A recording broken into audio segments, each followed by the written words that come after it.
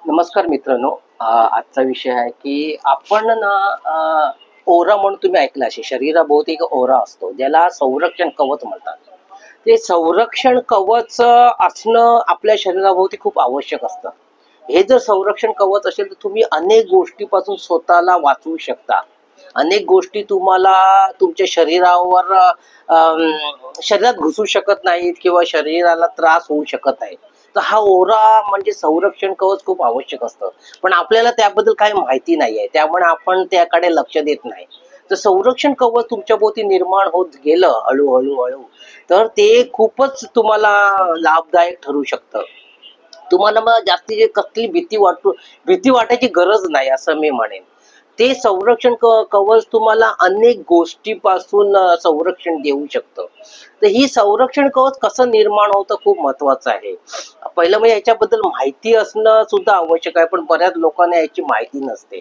तर हे जर तुम्ही जर थोडे आध्यात्मिक प्रकारचे असाल तर तुम्हाला ह्या गोष्टीची माहिती असू शकते. आध्यात्मिक असाल तर तुम्ही काही गोष्टी चांगल्या चांगल्या ऐकता, त्यामुळे ते संरक्षण कवच तयार होतं. किंवा तुम्ही जर काही सायकोलॉजिकल म्हणजे मानसशास्त्रीय काही जर वाचलं असेल, मनाच्या शक्तीबद्दल जर तुम्ही वाचलं असेल तर तुम्हाला त्याची माहिती होऊ शकते. हे संरक्षण कवच का आवश्यक आहे आणि ते कसं तयार होत असतं. प्रत्येक माणसाच्या शरीराभोवती एक संरक्षण कवच तयार होत असतं. ते संरक्षण कवच काही वेळा वीक असतं, काही वेळा स्ट्रॉंग असतं, म्हणजे मजबूत असतं. जे मजबूत ज्याच्या शरीरावर असतं त्याला जास्त करून कसली भीती नसते, त्याला अनेक गोष्टीपासून संरक्षण मिळत असतं. आणि ज्याचं वीक असतं त्याला खूप त्रास होऊ शकतो, काही होऊ शकतं. आता समजा एखादा माणूस किंवा स्त्री दुःखी आहे, तिला खूप त्रास होत असतो, ती किंवा आजारी आहे, तर तिचं संरक्षण कवच आहे म्हणजे ओरा आहे तो हळूहळू वीक होत जातो. आणि तो वीक झालेला ओरा आहे तो तिला त्रासदायक होऊ शकतो, त्या माणसाला त्रासदायक होऊ शकतो. त्याला अशा माणसाला भूतबाधा सुद्धा सहज होऊ शकते. हे अतृप्त आत्मे आहे ते फिरतच असतात आणि त्यांना त्यांच्या इच्छा पूर्ण करण्यासाठी त्यांना अशी माणसं लागत असतात ज्याची ओरा किंवा ज्याचं संरक्षण कवच वीक आहे, जास्त मजबूत नाही आहे. तर तशा प्रकारच्या माणसाच्या शरीरात ते सहज घुसतात. कारण ती जी आपण भूत म्हणजे म्हणतो ती पूर्वी माणसंच असतात, पण ते नंतर भूत होतात. त्याची कारण अनेक आहेत. मुख्य एक म्हणजे जर आत्महत्या केली तर तो माणूस मी सांगतो 99% भूतच होण्याची शक्यता असं मी जे ऐकलंय आणि जे वाचलंय त्याच्यामधून मी तुम्हाला सांगतोय. आत्महत्या कधीही करू नये. कारण तुम्ही बघाल तर जीवनामध्ये जे संकटही येत असतात आणि जात असतात. असं तुम्ही असं कुठेच पाहिलं नसेल की एखाद्याच्या घरात माणसाच्या जीवनात संकट आलं आणि ते आयुष्यभर राहिलं, अगदी तो मरेपर्यंत ते संकट आलं असं कधी होत नाही. संकट येतात जातात. ती फक्त सोडवण्याची जी संकट आहे ती दूर करण्याची आपल्याला माहिती नसते. त्यामुळे मग बरीच माणसं आत्महत्या करतात. त्या विचाराने ते हैराण झालेले असतात आणि शेवटी त्यांना आत्महत्या करावं, त्यांना जगणं नकोसं झालेलं असतं. पण तुम्ही त्याच माणसाने जर काही आध्यात्मिक मार्ग जर स्वीकारला तर ते स्वतःला त्यापासून वाचवू शकतात. किंवा पॉझिटिव्ह विचार जरी त्यांनी धरले ना तरी सुद्धा ते त्यांचा जो प्रॉब्लेम दूर होऊ शकतो. म्हणजे समजा एखादं संकट आलं, तुम्ही आता कर्ज घेतलंय आणि तुम्हाला फेडता येत नाही, आता 5 लाख 10 लाख एवढी मोठी जर रक्कम असेल तर खूप कठीण असतं ती फेडणं. पण अशा वेळी तुम्ही जर पॉझिटिव्ह विचार जर केला आणि काही थोडा अभ्यास पण त्यासाठी करावा लागतो, काही असे टाईपचे व्हिडिओ ऐकले पाहिजे, अशी पुस्तकं वाचली पाहिजे, मग आपल्याला माहिती मिळत जाते. का जर तुम्ही असे म्हणालात की मी माझं कर्ज फेडलं आहे असं जर तुम्ही रोज सकाळी उठल्यावर रात्री झोपताना जरी म्हटलं तर ते हळूहळू ते जे व्हायब्रेशन असतात, जे विचार असतात ते आपल्या अंतर्मनात पण जातात आणि वातावरणात पण पसरले जातात आणि त्या प्रकारे चांगल्या गोष्टी जीवनात घडू शकतात.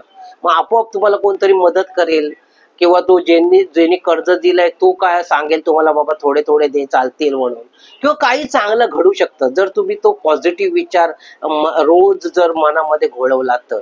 पण हे लोकांना माहिती नाही, मानसशास्त्र लोकांना माहिती नाही किंवा आध्यात्मिक मार्ग त्या माणसाने स्वीकारला ज्याला कर्ज खूप आहे त्याला फेडता येत नाहीये, तो हैराण झालाय किंवा कुठल्या प्रकारचं संकट असेल त्याच्या जीवनात, तर त्यांनी जरी कुठल्याही देवाची भक्ती केली तरी सुद्धा हळूहळू त्याचं कर्ज फिटू शकतं, त्याची संकट दूर होऊ शकतात. हे 2 मार्ग आपल्याकडे आहेत पण आपल्याला माहिती नाहीत किंवा माहिती असून आपण कंटाळा करतो. काय झालं, आपण फक्त त्या प्रॉब्लेमवरच फोकस करतो, त्या संकटावरच फोकस. मला नाही जमणार, मला कर्ज फेडता येणार नाही, मला कर्ज फेडता असेच म्हण राहतो. किंवा एखादा आजारी माणूस आहे, त्याला खूप असाध्य असा रोग झालाय, तर तो काय फोकस करतो, नाही मी ह्याच्यातून वाचू शकत नाही, मी मरणारच आहे, हा रोग वाढतच जाणार आहे. त्यामुळे मग तो अजून अजून वाढत जातो. किंवा ते संकट जे आता कर्जाचं असेल तर ते फेडू शकणार नाही तुम्ही कधी. तर तुमचे विचारच असे नकारात्मक असतात, आणि अशा नकारात्मक विचारामुळे सुद्धा आपला जे संरक्षण कवच आहे जे किंवा ओरा आहे तो हळूहळू वीक होत जातो. आणि अशा वेळी अशा माणसाला एखादी भूतबाधा होऊ शकते, कुठेतरी ऍक्सिडेंट होऊ शकतं.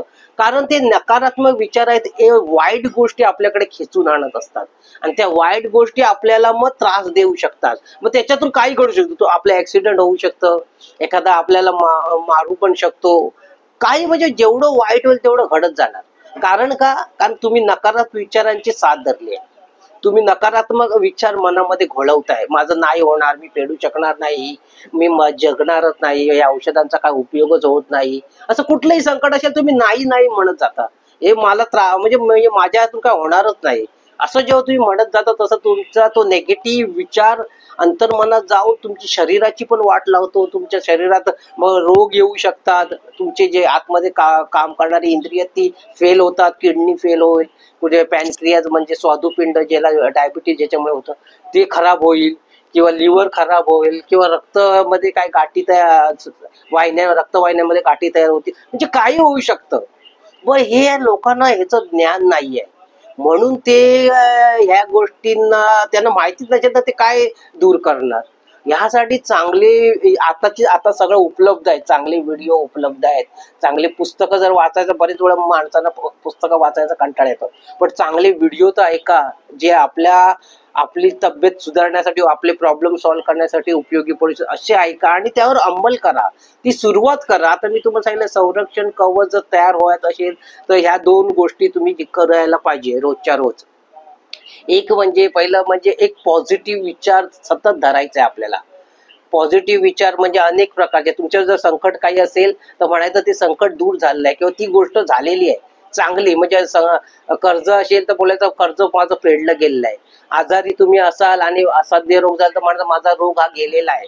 असं रोज सकाळी 30-40 वेळा, 50 वेळा, म्हणून 50 वेळा रोज म्हणा, 10 मिनिटं म्हणा, असं म्हणेन मी. रोज सकाळी 10 मिनिटं म्हणा, झोपेतून उठता त्यावेळी, रात्री झोपताना 10 मिनिटं म्हणा, माझा रोग गेलेला आहे, माझा रोग गेलेला आहे. अशा प्रकारे तुम्ही म्हणत आल तर त्याचा खूप उपयोग होतो. तुम्हाला माहित नाही, तशा प्रकारची औषधं मग डॉक्टर देतील, तो लागू होतात ते औषधं. तुम्ही दोन्ही साईडनी म्हणजे मनाने आणि शरीराने दोन्ही साईडनी तुमची परिस्थिती सुधरत जाते.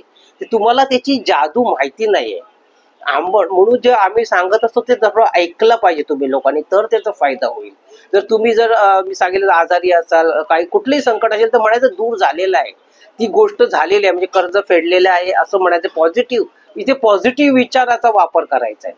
माझं कर्ज फेडलेलं आहे, मी बरा झालेलो आहे, कुठलेही आले, मुलांची फी भरता येत नसेल तर फी भरून झालेली आहे, असं आहे म्हणायचं, झालेलं आहे सगळं.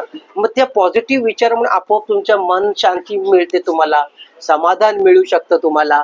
आणि तुमचं जर रोग काही असेल तर शरीर मजबूत होत जातं, खाल्लेलं अन्न पचायला लागतं. तेच नकारात्मक विचार असेल तर सगळं उलट होत जाणार, पचनशक्ती बिघडणार, रोग व्हायला लागणार, तुम्ही दुःखी होणार, नर्वस होणार, पुरा दिवस वाईट जाणार, आणि तुम्ही अजून अजून वीक होत जाणार.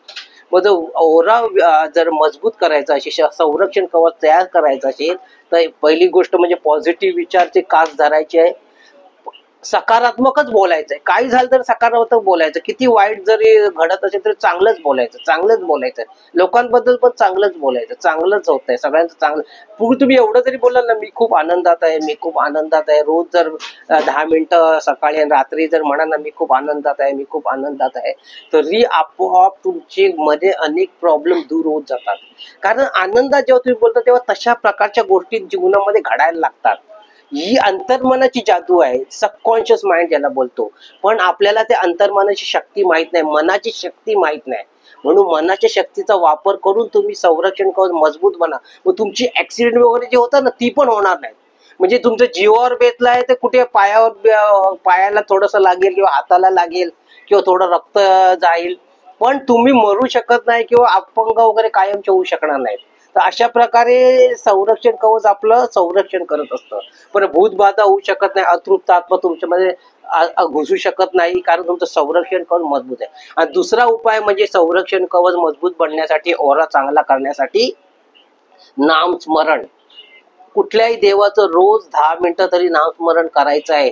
देवासमोर उभे राहा, देवासमोर बसा, तुमचं जे असेल देवाचा फोटो त्याच्यासमोर बसा आणि रोज नामस्मरण करायचं आहे 10 मिनिटं.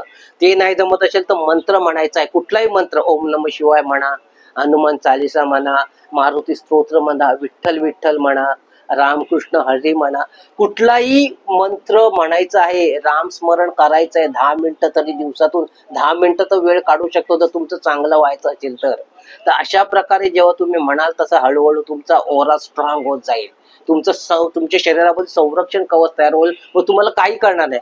बऱ्याच वेळा आपण बोलतो बघा, ह्या माणसा माझ्यावर चढतो आहे, त्यांनी माझ्यावर मूठ मारली असेल, का काही करणी करे असेल, त्याचं काही तुम्हाला त्रास होणार नाही जर कोण खरोखर करत असेल तर. अशी करणारी माणसं असतात पण थोडी असतात, ते सोपं नाही. ते करणारा माणूस जर त्याच्यावर पण ते गोष्ट उलटू शकते. एवढं ही जी आता ते कसे करणे वगैरे करतात, एखाद्या भूत प्रेत पिशाचे ह्यांना ते मांत्रिक लोक ते हाताशी धरतात. असे लोक ज्या भूत पिशाचांना शरीर पाहिजे असतं त्यांच्या इच्छा पूर्ण करण्यासाठी. हा विषय थोडा मोठा आहे पण मी ते शॉर्टकट मध्ये सांगतो. तर ते अशा मांत्रिक लोक अशा लोकांना हाताशी धरतात, त्याला सांगतात तू ह्या माणसाला जाऊन त्रास दे, मग मी तुला पाहिजे ते देईन.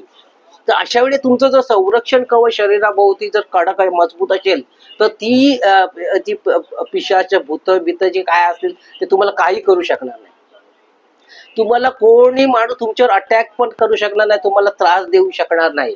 जर तो एखादा तुमचा समजा दुश्मन असेल आणि तो बघत असेल आपल्याला कसा त्रास द्यायचा असेल तुम्हाला, तर तो देऊ शकणार नाही. कारण ते संरक्षण कवच तुमचं संरक्षण करत असतो. ते संरक्षण कवच म्हणजे तुमचं ते भक्ती असते ती संरक्षण करत असते. तो नाम स्मरण तुमचं संरक्षण करतो. तो पॉझिटिव्ह विचार आहे तर ते तुमचं संरक्षण करत असतो. आणि ते म्हणजे खरं बघायला गेलं तर तुमचं मन आहे, मनाची जी शक्ती आहे तेच तुमचं संरक्षण करत असतं. पण ती मनाची शक्ती ह्याद्वारे वाढत असते. एक सकारात्मक विचाराने वाढते आणि दुसरं म्हणजे नामस्मरण मंत्रोच्चार ह्याने ती मनाची शक्ती वाढत असते. आणि ती मनाची शक्तीच संरक्षण कवच आपल्या भोवती तयार करत असते. म्हणजे ज्याला ऑरा बोलतात तो तयार होत असतो आणि तुम्हाला संरक्षण देत असतो. तर मित्रांनो, तुम्ही हे माझं भाषण शांतपणे ऐकलं याबद्दल मी तुमचा आभारी आहे. आणि तुम्ही माझ्या या चॅनलला सबस्क्राईब केलं याबद्दल तुमचा आभारी आहे. धन्यवाद.